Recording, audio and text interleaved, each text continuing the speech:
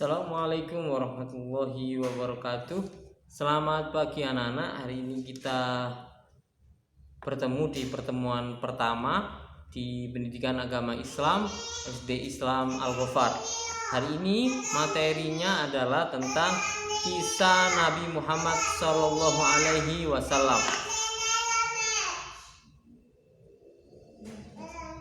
Kisah Nabi Muhammad SAW. Nabi Muhammad dilahirkan di kota Mekah pada tanggal 12 Rabiul Awal, tanggal 20 April 571 Masehi, tahun Gajah.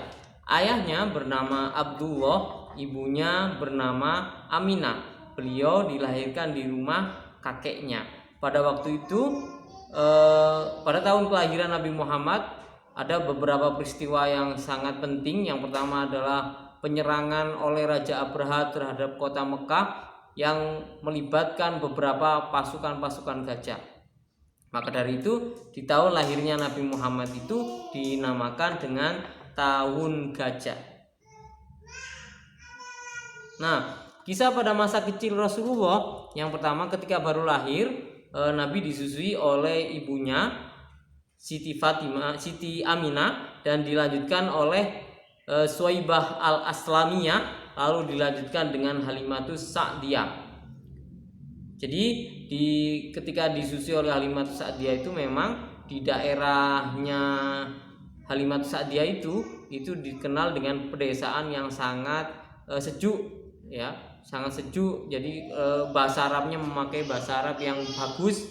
Maka dari itu Rasulullah dititipkan oleh kepada Halimatus Sa'diyah untuk disusui.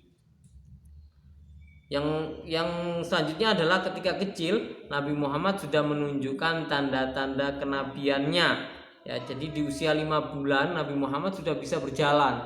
Di usia 2 tahun Nabi Muhammad sudah mulai mengembala kambing. Bayangkan, usia 2 tahun sudah mengembala kambing.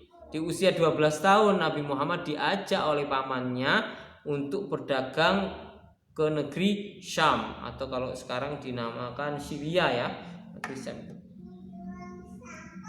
Selanjutnya, ciri-ciri kenabian Nabi Muhammad SAW itu ditandai dengan bertemunya dengan salah satu pendeta Nasrani, yaitu pendeta yang ahli dalam kitab Injil yang Allah turunkan kepada Nabi Isa alaihissalam. Di situ pendeta menemui beberapa ciri-ciri kenabian dari Nabi Muhammad SAW dan menganjurkan pamannya untuk segera pulang ke kota Mekah dan jangan sampai bertemu dengan orang-orang Yahudi, karena orang-orang Yahudi juga akan nanti melihat ciri-ciri kenabian dan itu mungkin dianggap oleh pendeta itu membahayakan Nabi Muhammad SAW.